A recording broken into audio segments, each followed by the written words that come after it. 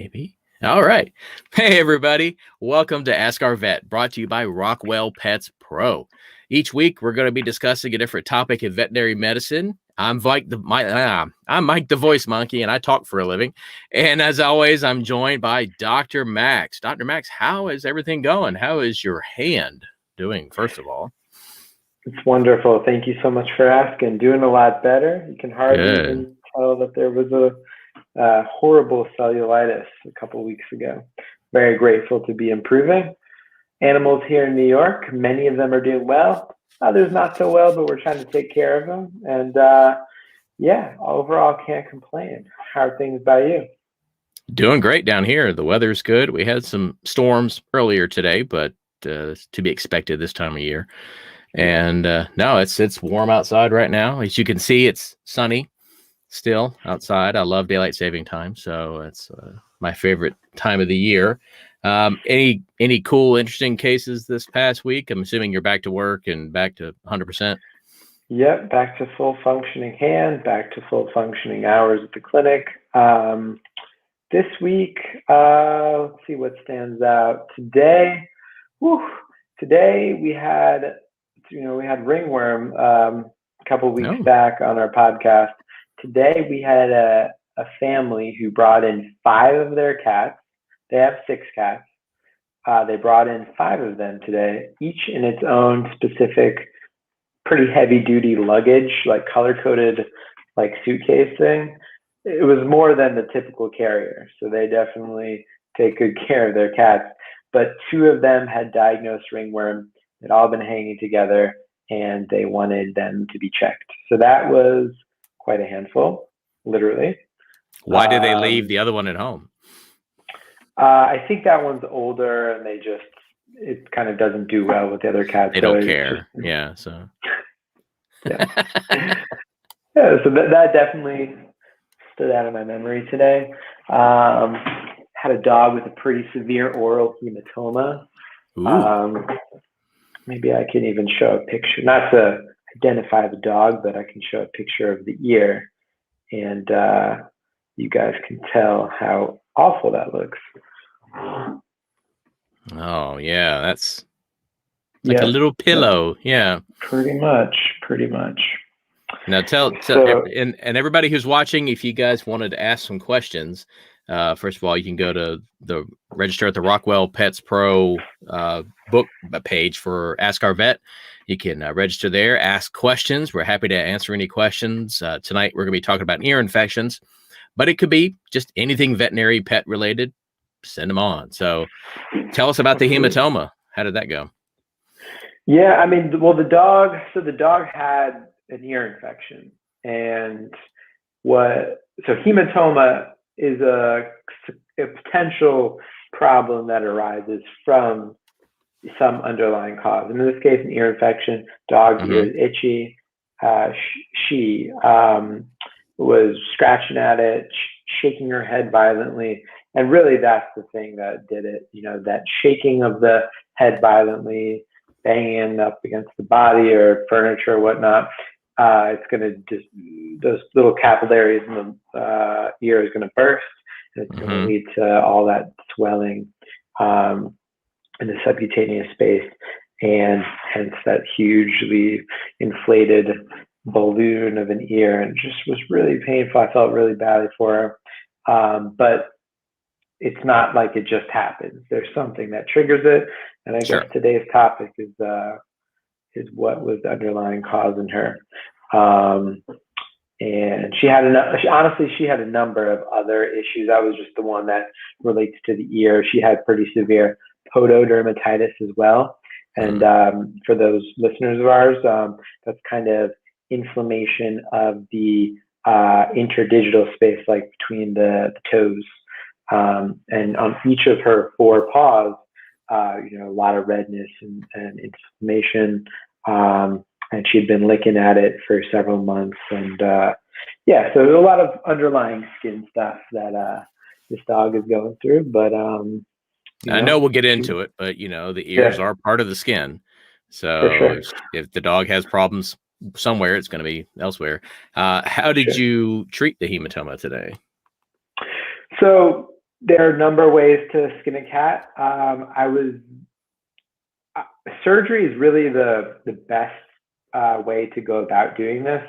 I was on appointments all day and literally wouldn't, like, I was thinking about draining it just because I wanted to release some of the pressure. The owner was adamant against that it had been done to the other ear, I think several months prior, at like the Humane Society, and he wanted to, just go do the surgery. Our surgeon who was working today had a full schedule, so we weren't able to get her in today. I recommended, it's fortunately not like a life-threatening thing, such that like a pyometra, for example, where you really shouldn't let the sun set on a pyo, and don't put this off. But I wanted to give her some comfort, so I sent her home with some pain meds, anti-inflammatories, and I did as well as I could without really, without sedating or anything, cleaning that external ear canal as best as we could, and sent home with some like wipes for her paws, and scheduled her for Tuesday when we had availability for surgery. So what kind of surgery are they going to do? So they're going to incise the internal portion of the ear, like of the flap, the inner flap, squeeze it out, as all that juice, drain it. Likely, I guess I don't know who's on surgery that day, but put a little drain in there, and kind of suture that in, and then let that kind of drain the remainder of discharge and blood that may be present, and probably recheck in a week, and then take that sutures out and take that Penrose drain out. What I could have done for her today would be simply sticking a large board needle into space and kind of just get in as much of that we can, evacuate all that high pressure system, probably make her feel a lot better, but it's just going to fill right back up. Would fill right back up. Exactly.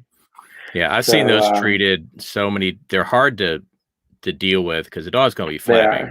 You can't stop a dog from flapping. Yeah. And I've seen them teat cannulas, shove them in there, suture those in. I've seen a mattress suture the ear together just to keep it. I've seen them take pieces of x-ray film and cut them and put them on the back of the ear, suture that so it gives a nice flat, even pressure on the buttons, things like anything to do to get the ear to kind of scar down and not fill up. But just draining it's going to make them feel better.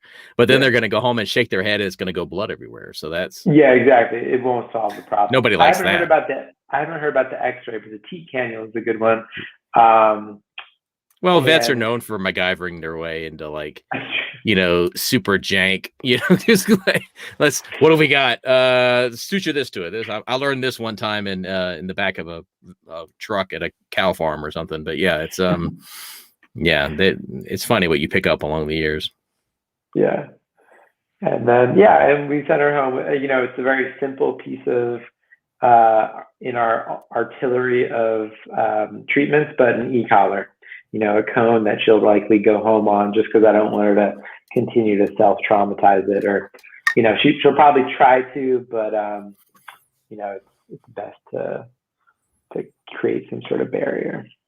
Yeah. Hematomas are tough. They're a tough nut to crack. So it's something that takes time. It's not an easy fix. And likely there are several surgeries. I've seen definitely a lot of cutting open and suturing down and the blood gushing and spurting. That's really that's the best part. That's exactly the pièce. It's like an overfull ketchup packet. Yeah. And you just on one of our rotations in vet school is like the one in it's called Tufts at Tech, which was actually a really cool program. It was a collaboration between Tufts, the vet school, and a vocational high school in Worcester, where the students were studying to get their high school degree, but also a certificate or degree in like veterinary assistant science. And so it was cool. It was a lot of like affordable care for community members, bring their pets in. We weren't vets at the time, but there was vets on the premises to kind of help guide us with our cases. And I just remember watching one of my friends do the surgery, and the vet, who was the head of the clinic, had us all like come in. So we came in, and then as soon as she incised the skin, just blood just came, it's like projectile. It was very exciting. Those are the best things, when stuff squirts out of unexpected places. That's true. You ever seen the videos of the farmers with the cows that have abscesses and stuff, and they just, it's on YouTube, where the cows in the chute or it's somewhere, they just go up and go, and stab it. Yeah. And it just goes, it shoots out across, just gushes across. And it gushes. Yeah. Yeah. That's so much. Gosh. I think we just lost all our viewers, but yeah, no, it's, see, if you're in this business, so gratifying. That's fine. Like, it is the most gratifying thing. Yeah. I love it. If we can, a fluid tap from the abdomen, or, find a cyst and then we can drain, or whatever it may be. It's like, it was a high pressure system. We got it down. Right. And I don't know, it makes me happy. As a victim of abscesses, I know how painful they are, because there is so much pressure built up. I had an ingrown toenail when I was in college. It got infected, and I could barely walk. It hurt so bad. And one night I just said, I'm going after this thing. And I just went like, and it popped, and all the pus came out, and it felt immediately better. It was like, oh, and I just kept the pus out, and I was fine. So, I've had abscesses before, and they're not fun. And I can only imagine what our poor pets are going through when, I guess their skin's a little more pliable than ours, but still, when it's that pressure is built up, it hurts. And, we get that number 11 blade and go, stick it in there, and then problem solved. It's amazing. Yeah. So, again, if anybody wants to ask a question, please ask us some questions. Go to the Rockwell Pets Pro page for Ask Our Vet, and sign up. Send us some questions. They'll show up on my screen here, and I'll throw them up on the screen. They don't have to be related to our topic. They could be any veterinary question. Rabbits, talk about rabbits, anything like that. No, we can do anything. Send us the question. So tonight's topic, might as well get to it here. Ear infections. That's how often do you see ear infections in a week? How many ear infections do you see? On a daily basis. Time of year, yeah, but yeah, I guess it varies. But I would say on a daily to every other day basis, usually. It's pretty common. Today I had two dogs who came in with suspect ear infections, one of which had one. So it is probably one of the more common things. I know it's kind of an obvious question, but what qualifies as an ear infection? Yeah. So otitis externa would be the medical jargon. It's inflammation of the external ear canal. And what qualifies? Bacterial infection, fungal infection.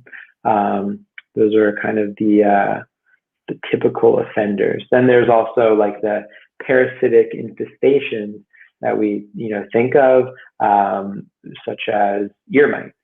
Would be a common one that can kind of fall under that umbrella of things that could be causing ear-related inflammation.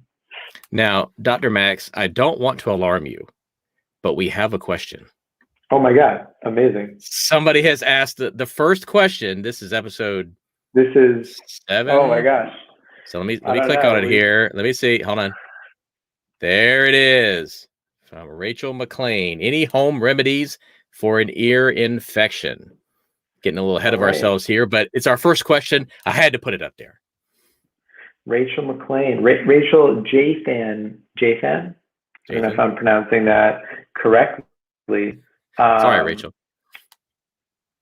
Yeah, forgive me if I mispronounced Jason, your middle name. But yeah, insofar as home remedies for ear infection, um, there are.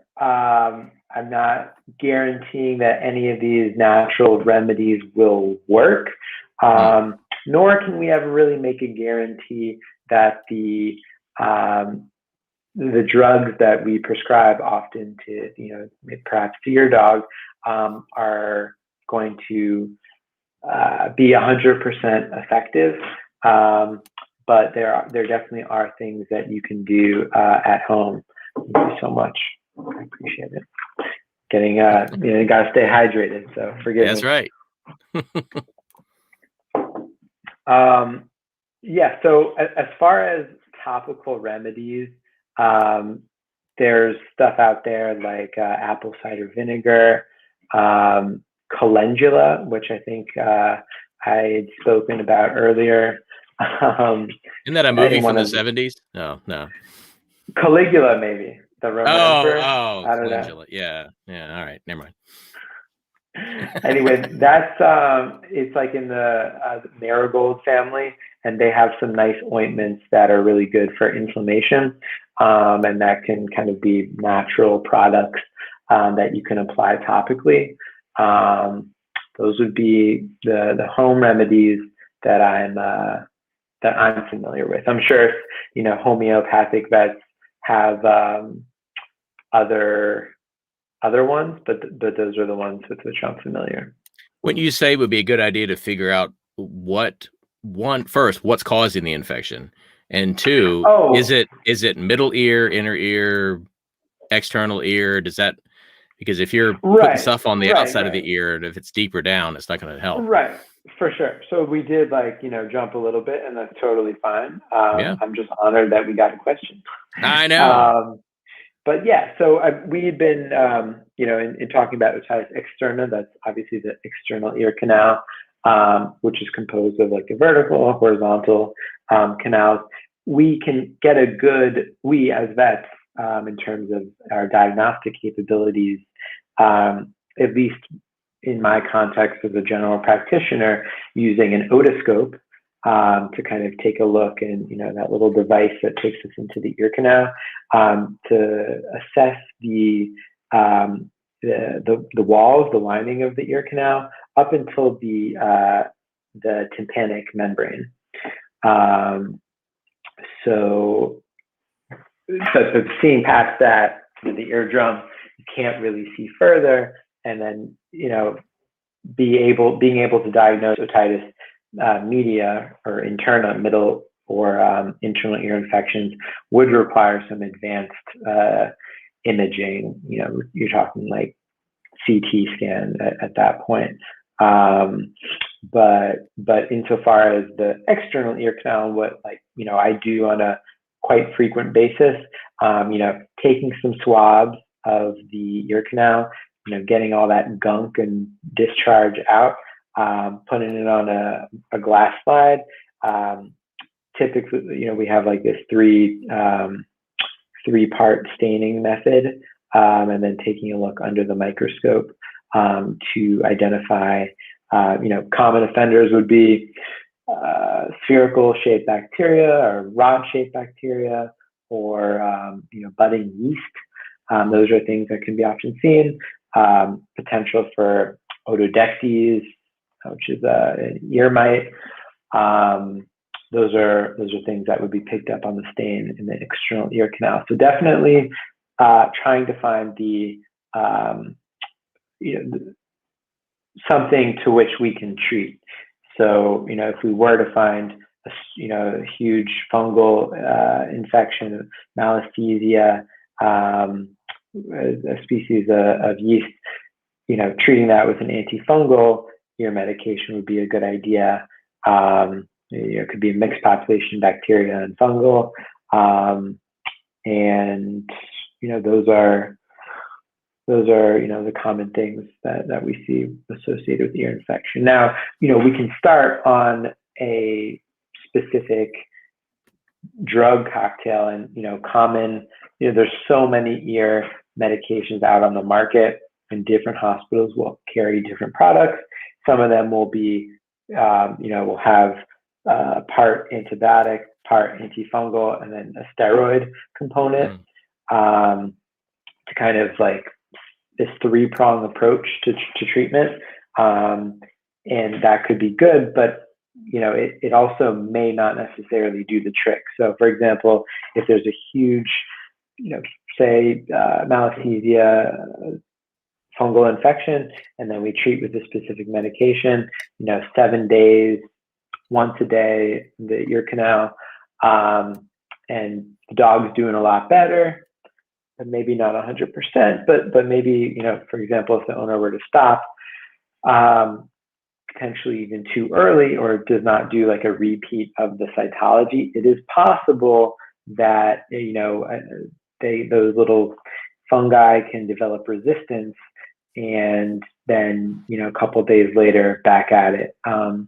So there is importance and utility in doing repeat diagnostics, depending on how long, or, whatever the veterinarian, however many days, or the frequency of administration recommends prescribing the medication.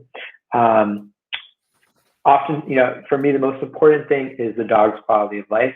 But I also do recognize and often tell my clients that there is possibility of, recurrence, especially if the entirety of the treatment course hasn't been finished. And so I think, absolutely, Mike, to your point, identifying the cause is a really big, a key factor in this. Yeah. Excellent. Well, Rachel, thank you so much for asking our very first question. You win the prize of, I don't know what the prize is, but if anybody else would like to ask a question, definitely send it on in Rockwell Pets Pro, Ask Our Vet page, register there. I think you can ask a question from there. I don't know if you can ask one from Facebook or not. If you can, give it a shot. It'll show up on my screen just like Rachel's did. We'll throw it up there and we'll talk about it. So, Dr. Max, tell everybody the difference between anatomy-wise a dog or a cat's ear versus a person's ear. Can you just stick your finger in there and swab it out, or how are dogs' ears different than our ears? So yeah, I mean, I guess when answering this question, there may be it may be loaded in the sense of like, what can we do about it from like at home? Because it's one of those things that, right, seems seemingly so simple. You can visibly, you as the owner, see all that discharge or the malodor, and it smells awful. Your pet has been scratching at it, shaking his or her head. There's excoriations, maybe scratches on the back of the pinna, like the ear flap. So you see it and you feel as though you can do something about it, and you very well may be able to do that. But there is definitely more difficulty in treating it and potentially swabbing. If you wanted to get a Q-tip and start kind of digging out, in that there's like a vertical component, and then a horizontal one that will lead you to the tympanic membrane. So it does require some maneuvering and care in terms of feeding, some sort of swab or Q-tip. We have like cotton tip applicators, which are quite long, especially for larger dogs to kind of get down there. But definitely you can do a lot of damage depending on how far you start kind of prodding. And that can lead to some difficulty just because of that L-shaped anatomy in terms of getting as deep as you can, because sometimes you can do a great job cleaning out the visible portions of the ear canal. Mm-hmm. But then, it's putting a Band-Aid on the problem because there's a lot of gunk that's still left over. And if, an ear infection is diagnosed, how is that, all that gunk that's surrounding the epithelial surface, it will be difficult for the solution that's going to be pumped into the ear canal to kind of get absorbed, into the skin, if all that gunk is in the way. So, that's part of the art and science of treating ear infections, kind of maneuvering through and, doing as deep of a cleaning as you can. And so that's why I often, dogs who present to me for presumptive ear infections, I recommend that we do a thorough cleaning of the ear canals in hospital, just to make the client's job easier at home in terms of them, doing the outpatient medication. How do you recommend people clean their dog's ears at home? Like, what's the technique that you guys use the proper technique to clean a dog's ear out? Do you just get that bulb syringe in there and go, just squeeze it, or do you, what do you guys do? Usually not. Usually, I mean, I also preface it by telling them it's usually can be a 2-person job, especially for the really difficult patients. And, there are those that sedation may become a necessary thing. I hate to let them know that. And I also, a really large part of me thinks like, oh, this is like so awful. Like, if only the dog knew. Like, I know it is painful, but, it's such a seemingly, I don't know. And forgive me that I'm kind of at a loss of words here, but it's one of those things that it's such a small thing that can really irritate a dog's quality of life. It's something that acutely is very treatable and, non-life threatening. Although, we can talk about like chronic forms of the disease later in our conversation, and that can have, really long-term effects on hearing and,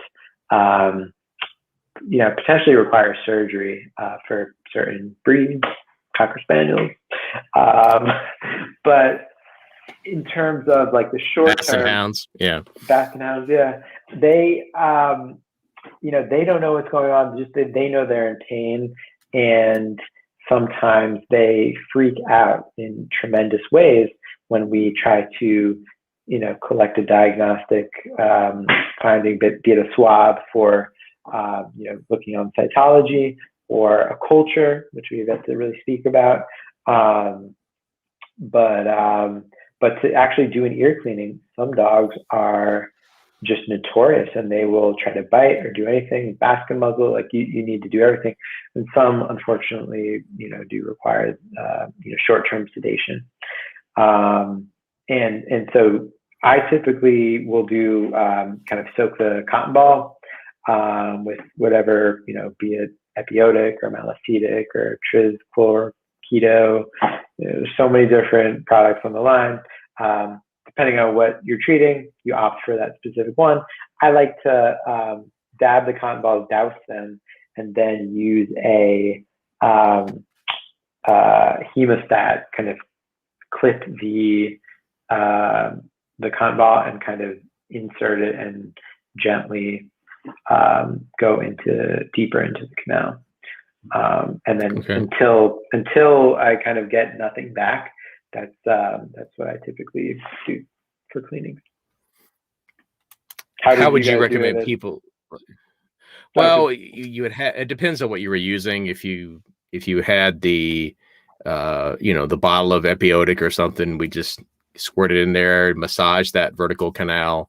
Bust everything up and then scrape it out. And we had some places I had worked had a little camera. You'd go down in the ear canal with this camera and you look at the eardrum and go, oh, look at all the crap on the eardrum, and we get the little loop and scrape it all off. But you're right about the sedation, though. There's some dogs, especially dogs that have had chronic ear infections, that are just, their ears are red and wet and inflamed and just, it's easier. It's more traumatic for them to be held down and have their ears clean than, and that plus it leads to the dog not letting the owner at home clean the ears, because the owner comes at the dog with the gauze or whatever, and then the dog remembers what happens at the vet, and they don't have a tack at home holding the dog, and owners get bit that way, and that's no fun. You don't want to ruin the relationship people have with their poor pets. But speaking of, sure. Go ahead. Speaking of Cocker Spaniels, are there breeds that are more predisposed to ear infections? Like, what types of dogs normally do you come in? They come in for ear infections. I don't know if there really is a breed predisposition to ear infections. I would say I do see it a lot in floppy-eared dogs. Those that, especially in the summertime, they go swimming. Excuse me. Those are. I feel like it's lifestyle, and if you're maybe a Labradoodle or a Golden Retriever or a Cocker Spaniel, but I don't know if there's any known specific predisposition really other than the Cockers. But yeah, it's microorganisms love warm, wet, moist environment in which to proliferate, and the ear canal is like the perfect spot for that on a dog's body. And so I guess dogs who have floppier ears, or if there's some like congenital abnormality and there's stenosis or like narrowing of the ear canal, that can lead to propensity for getting an infection.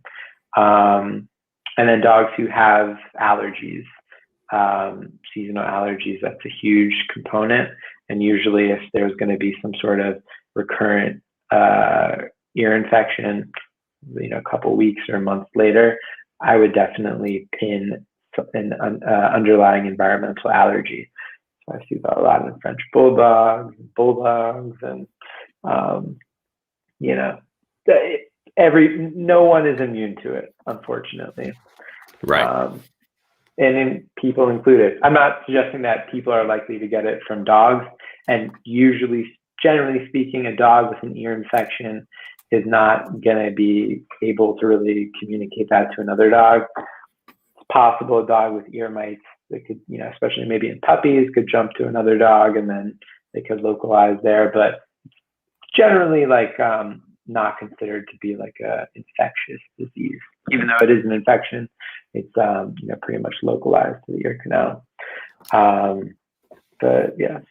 We'll get to ear mites in just a second, but if you have a dog that likes to go swimming or takes a bath or gets their ears wet, do you have a particular something you tell people, like, how do I dry my dog's ears out, especially if they got the floppy ears? I know you can't rubber band their ears up, but do you have a particular way you tell people, drying solution, put alcohol in their ears? I mean, what do you normally tell people? Yeah, I mean, if it's a bath, for example, if we're giving them the bath like once a month or something like that, I'll recommend putting preventatively like cotton balls in their ear, just to kind of prevent it. For dogs who are swimmers, they love doing that in the summer. As far as cleaning and drying solutions, I do like Epiotic. It's a good ceruminolitics agent. That's good for drying. So that's something that I typically talk to them about. How about you? Pretty much any kind of drying solution. It's hard because it's you have a drying solution. It's wet that you use it to dry with these dogs, and it's a tough thing to do. I've seen people rubber band a cocker's ears up. They just kind of tie them together, so they just kind of sit on top of their head like a bun, just to get the air. It's hard to do that with basset hounds. Their ears are too big and heavy. But... Oh my gosh, they like drag against the floor, and then there's like a little keratosis of the ears on the surface that gets rubbed up against the floor. It's crazy. So ear mites. would ear mites be considered an infection or something else? Yeah, I mean it's not specifically like an infection. I mean, we can categorize it in that arena of ear inflammation and pathology, but it in itself is an ectoparasite, and it's puppies that are immunocompromised or something. Oftentimes we'll see it in them, but they are gross little creatures that you can see on cytology, which is fun to see them moving around. But definitely, like we don't treat them the same way, and so we're going to need to get the dog on, whether it's topical or for a lot of dogs, with their monthly, if they're taking heartworm and flea and tick preventative, that will usually kind of take care of the certain species of the mice. Where do they get ear mites from? Just the environment? The environment, yeah, I think that's one of the big spaces. They're so gross. So gross. What the? So you mentioned a couple of medications earlier when you're treating, whether it's bacteria or fungal, or how many different medications for how many different causes are there? I mean, is there just a rainbow of medications, or are there a few that are kind of the go-to gold standard?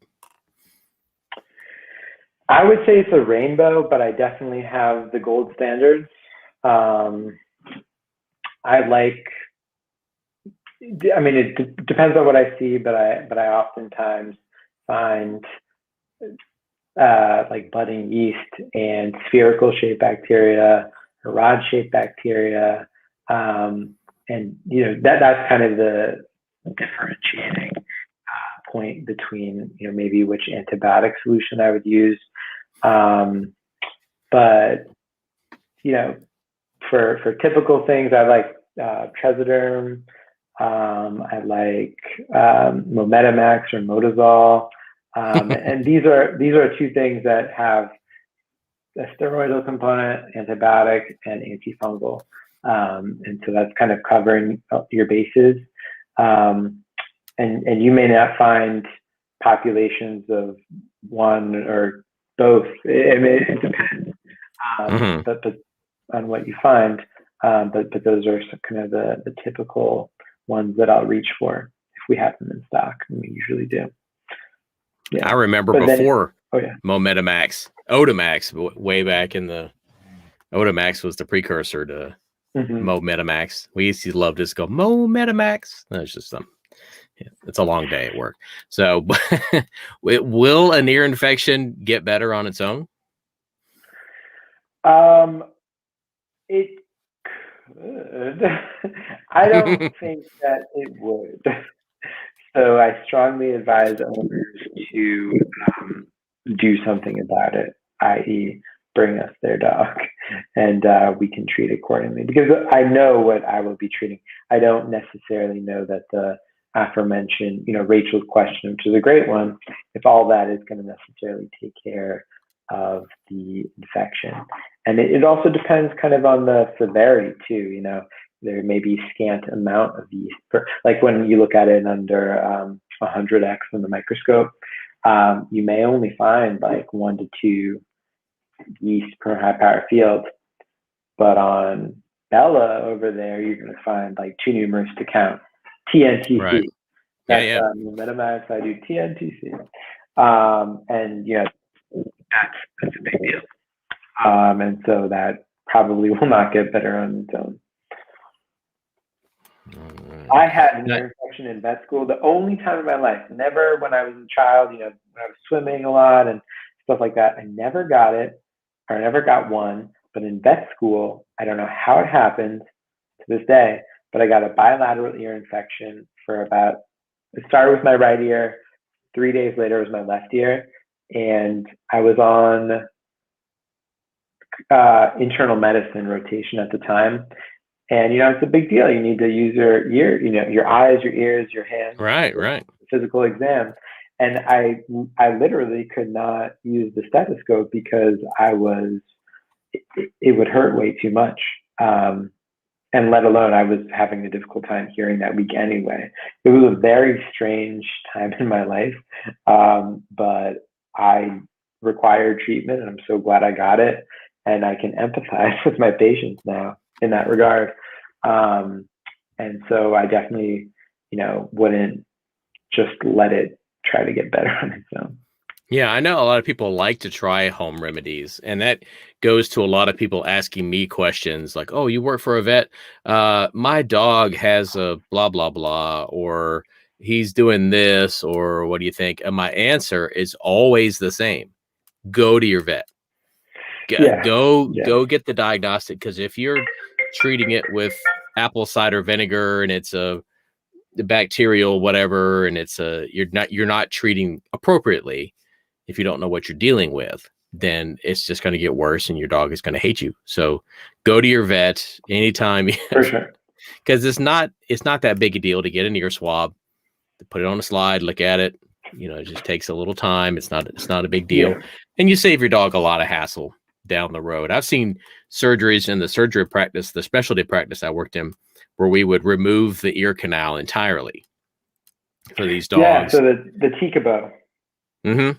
Yeah, the total ear canal ablation and bulla osteotomy. Yeah, bulldogs all the time. We're doing that because bulldogs and cockers too, probably. Cockers too. Yeah, we've had some larger dogs, but mostly those that just had chronic ear infections where the ear canal calcifies down and it just closes up, and dog can't hear anyway, and you go in there and you cut it down. Take everything out, get the rongeurs, go after the LBO, and then you go in there and do it and suture it up. And now the dog has a nice opening, and it's going to save that dog so much heartache in the future, because often with those dogs who just get chronic ear infections, over and over and over, that really becomes the only option. Valid option. Yeah. The surgical one. I know. And bulldogs anyway have all kinds of issues. They're not natural. I love bulldogs, but people tell me I'm getting a bulldog puppy. It's like, oh boy, you better start a savings account for that dog, because you're going to have ear problems, skin problems, mouth problems, breathing problems, eye problems, foot problems. Ingrown tail, corkscrew tail. Yeah, they just have everything that can go wrong with them does go wrong with them. So definitely, if you're going to get soft palate resections, I've held up my fair share of bulldog heads during surgery when I just have to put a leash through their mouth and just sit there and just hold it up while the doctor goes in there and cuts because that soft palate. Because the dogs, or their nostrils, if they need the nares, nares. Yeah, they've got the cherry eye. They've got the eyelids that roll in, and their eyelashes stick into their own eyes and cause problems. Skin problems. They always smell. Speaking of smell, if you're looking at an ear infection, smell it. It gives you a good idea of bacteria, yeast. Sure. What's going on? Okay. Describe the smells. I don't know if I really want to. I don't want to puke right now before dinner. No, but you can smell the yeast sometimes. You just know for that bulldog is there. You lift up the ear, and then meanwhile they're trying to lick your face off, and then you don't want all that in your face. But you're just like, ugh. Anyway, yeah, pretty much. I'll take it over anal glands, granted, but it's not the most. Depends on how chronic it is. Sometimes it can be just, the poor cocker walks in the room and you're like, oh yeah, that's a yeasty beastie. So what can people do to prevent their dog from getting ear infections? Well, like you said, keeping it dry. That is the best piece of advice that I would recommend. and listen to your vet and bring your dog to the vet if things go wrong. But keeping it dry. Today was a pretty rainy day here in New York, and I had a couple dogs here for ear infection, and I told them not on their way walking to the vet did it happen, but it definitely wouldn't help to have the ears soaking wet when they come in. We need to dry them up and towel them down, and then eventually we're going to be discharging them. They go right back out into the rain. But I tell them, when you get home, get some dry gauze or cotton swab and try to clean that out. Even though we've already taken care of cleaning, but in addition to whatever medication we may have prescribed, whether it's a dog who is in the midst of getting care for his ear infection, or one who may have had a history of it, or might be predisposed just with the flappy ears, or a bulldog or something, going home with Epiotic and doing that like once, 2 to 3 times a week, I would say, in both ear canals. And like the method that you mentioned, I think is a great one. I typically douse the cotton balls, but if they want to just splash the 3-4 drops, I guess it depends on the size of the dog, but say like 3-4 drops into the ear canal, splash it around, and then that could be a good thing from a prophylactic standpoint. And a lot of times when you're squishing it around, the dog's going to go and like tilt his head toward it, because it's going to feel good to get all that stuff around there. Yeah, exactly. Yeah. Unless you're super chronic, then he may bite you. So yeah. Right. But a lot of dogs, like, you're absolutely right. Those that go crazy and need sedation, it's a spectrum. Those that there are those that require sedation, and there are those that when they come in for that bad ear infection, they'll lean into it and they're going to really enjoy it. And I like it. It's the start of them hopefully feeling better. So when you talk, let's talk a little bit about the ear kind of flap itself. When you're treating a dog, we're talking about the ear canal and we're getting all the stuff out of there. What do you guys do to treat if the flap itself is red and infected? You're saying if the dog scratched the underside, if it's like leading out from the ear, the opening of the ear, if it's red and inflamed, and you talked about steroids before, but would you put them on an antibiotic for just a topical skin, either from scratching or just being down and moist and just irritated? Potentially. I mean, I definitely like to, my first line of therapy in treating, your run-of-the-mill external ear infection will be topical.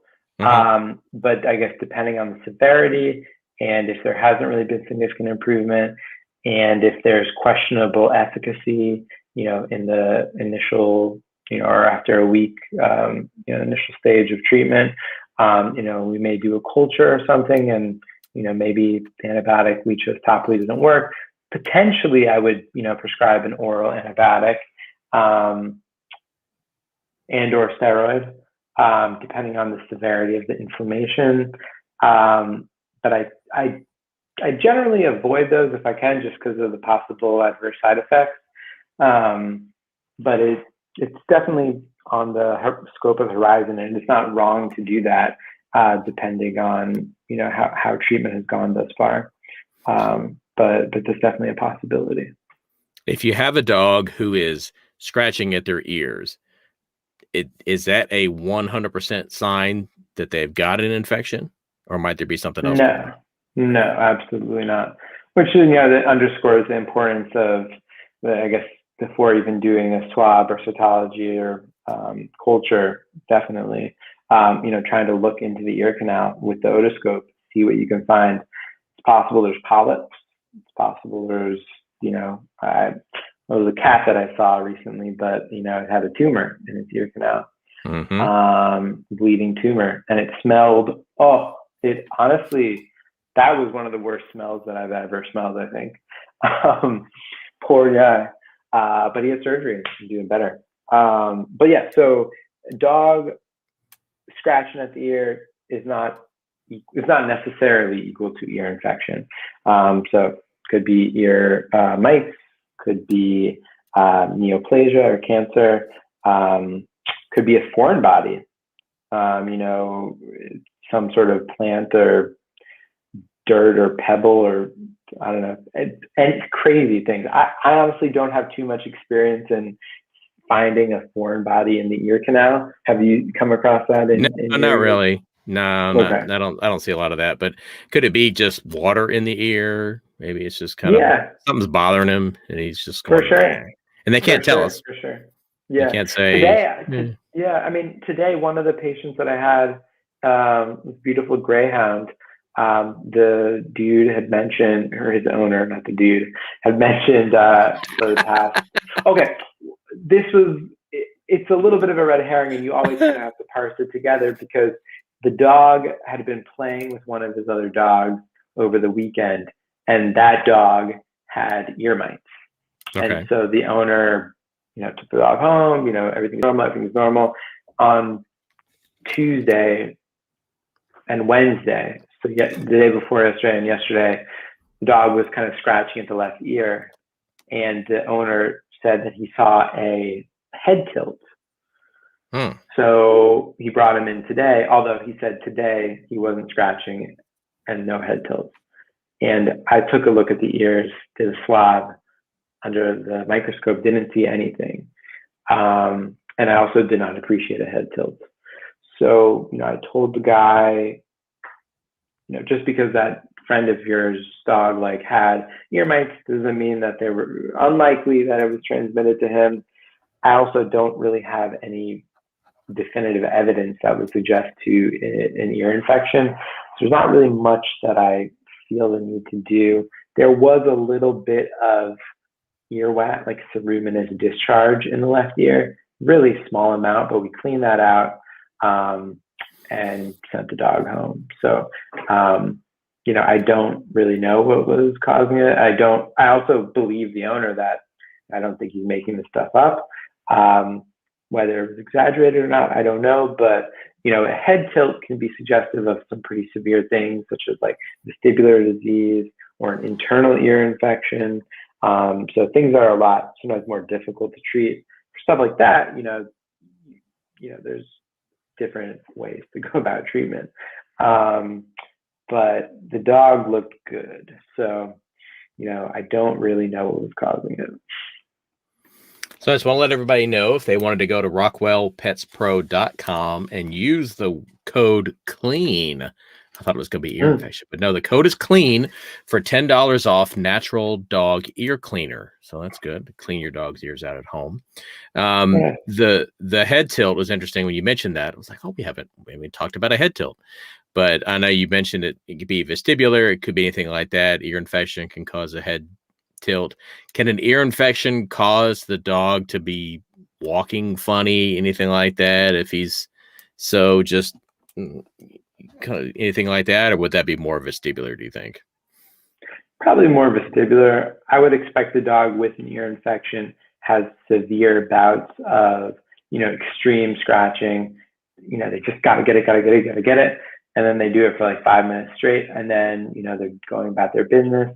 Usually no systemic signs. It's pretty localized, whether it's unilateral one ear or bilateral both. And then maybe later in the day, a few minutes later, a few hours later, it's the same thing. You just got to get that itch. And, but I wouldn't expect them to be really presenting with that head tilt for an external ear infection. When they scratch at home and you hear their collar, ding, ding, ding, ding, ding, ding, ding, as they're scratching away, and they scratch until the owner's like, stop scratching. Yeah, it can drive owners crazy. And then I think that might be one of the reasons. What was that? Yeah. They just throw something at the dog again to stop scratching, chuck a pillow at him, and then the dog leaves the room, and then he scratches somewhere else. So yeah. But yeah, definitely. But again, let people know, rockwellpetspro.com. Use the code CLEAN for $10 off natural dog ear cleaner. Well, I think we're going to wrap it up here. I can't believe we had our first question of the season. Thank you, Rachel. Thank you. That's amazing. I know. I need to email our boss and say, get this lady a present or something. Ask the first question. So, but maybe yeah, a bottle of ear cleaner. Maybe we'll see, Rachel. But this is it's been a great show. Any other thing about ear infections you'd like to share with us, Dr. Max, before we sign off today? Keep them dry. That sounds great. That's about it. Well, I don't know what we're going to be doing next week. We haven't got our schedule yet, but hopefully it'll be something awesome. So I appreciate everybody that's listened this afternoon or this evening. And now the sun is just now setting, which I love. I love the summertime. Hope you have a great week. Dr. Max, have some interesting stuff to talk about next week. And otherwise, we will see everybody next week at 7:00 again. See you later, Dr. Max. Take care, Mike. Bye-bye.